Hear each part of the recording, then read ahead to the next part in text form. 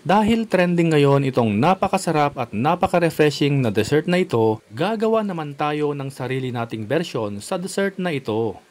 Welcome guys sa Kain Noypi! Tara na at umpisahan na natin. Sa isang kawali ilagay natin ang 1 sachet mango flavor na gelatin powder. Lagyan din natin ito ng 1/2 cup white sugar at 1 liter na tubig.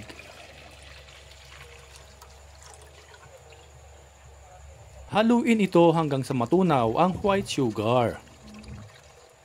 Hayaan natin itong kumulo at once na ito ay kumulo na, patayin na natin ang apoy at hanguin na ito. Paki-comment naman mga kanoypi saang lugar kayo nanonood para alam namin kung saang lugar nakaabot ang aming video. Isalin natin ito agad sa isang lalagyan at hayaang lumamig.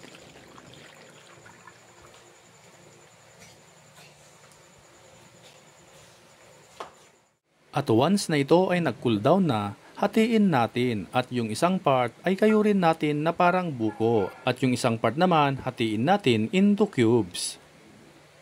By the way, shout out nga pala kay Rick Chugs of Maui, Hawaii, Insi Romina from Malaysia, Mirna Balagtas from Capas Tarlac at sa ating top fan na si Ma'am Rosemary Reyes of Dasmariñas, Cavite. Maraming salamat po sa inyong walang sawang pagsuporta.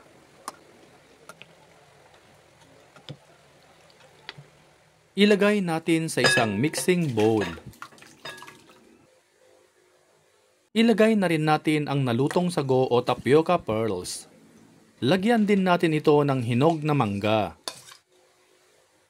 Maglalagay rin tayo ng nata de coco.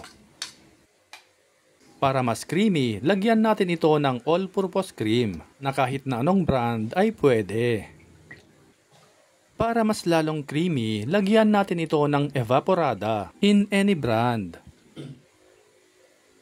At para mas lalong sumarap at maging manggang-mangga talaga ang lasa, lagyan natin ito ng mango flavor na kondensada. Haluin natin ito ng maigi hanggang maging well combined.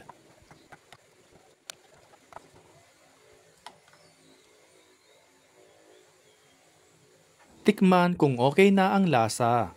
At kapag satisfied na kayo sa kanyang lasa, takpan na natin at i-chill ng 4 to 6 hours o overnight. Tsaran! At ready na ang ating mango sago jelly dessert na super creamy at napakasarap.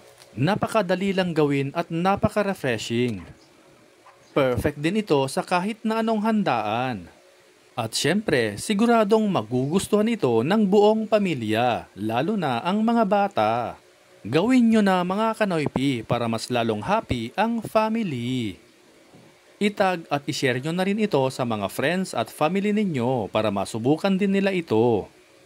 At kung bago ka pa lamang dito sa aming page ay mag-follow ka na para updated ka lagi sa aming bagong recipe. Hanggang sa muli!